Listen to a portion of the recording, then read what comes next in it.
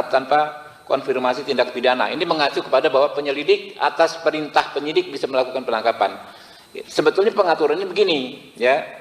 Pertama, penangkapan itu harus dilakukan setelah adanya penetapan tersangka. Penetapan tersangka itu tentu mensyaratkan dua alat bukti, ya.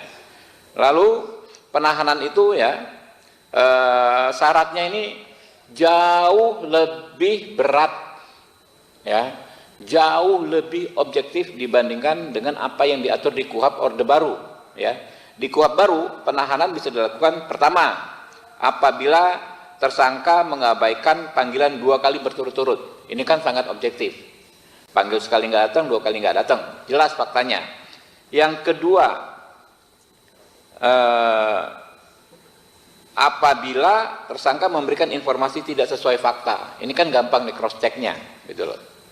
Ketiga, apabila tersangka menghambat proses pemeriksaan, ya. Keempat, kalau menghambat proses pemeriksaan ini kan jelas sebuah tindak pidana, namanya obstruction of justice, ya. Keempat, apabila tersangka berupaya melarikan diri, melakukan ulang tindak pidana, ya, menghilangkan alat bukti dan terancam keselamatannya, atau yang terakhir, tersangka mempengaruhi saksi untuk berbohong. Ini juga kan termasuk dalam obstruction of justice yang memang merupakan tindak pidana. Jadi, ya, kalau di KUHP Orde Baru, orang itu bisa ditahan hanya dengan 3 kekhawatiran. 1, khawatir melarikan diri, khawatir menghilangkan alat bukti, khawatir mengulangi tindak pidana, yang pemenuhannya unsurnya subjektivitasnya hanya ada pada penyidik. Nah, kalau yang di KUHP baru ini sangat objektif, sangat bisa dinilai, gitu loh.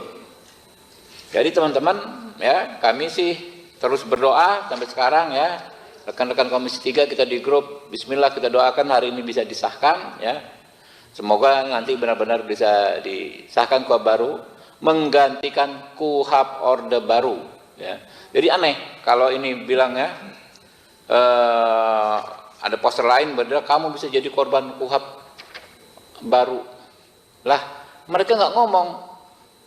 Sekarang ini banyak sekali orang menjadi korban KUHP Orde Baru. Lihat misalnya rombongannya kelompoknya Roy Suryo dan segala macam. Itu kan korban KUHP Orde Baru. Kenapa? Ya. Kalau menurut standar KUHP baru, Roy Suryo CS ini penanganan kasusnya bisa dengan restoratif justice. Tapi di KUHP Orde Baru itu nggak diatur. Gitu loh. Kalau menurut KUHP baru, ya, terhadap Roy Suryo dan kawan-kawan itu sangat sulit untuk dikenakan penahanan. Karena syaratnya sangat objektif. Hampir nggak mungkin ditahan, orang-orangnya jelas semua, nggak lari dan lain sebagainya.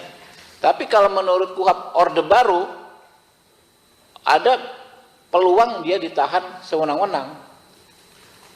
Pak Roy Suryo dan kawan-kawan ini. Jadi yang darurat itu adalah bagaimana kita mencabut KUHP Orde Baru.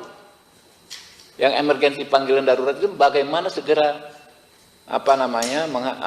menghentikan KUHP Orde Baru. Sudah terlalu banyak korban KUHP Orde Baru ini, ya. Mulai dulu kemarin Pak Egy Sujana dan lain sebagainya, itu kan korban KUHP Orde Baru.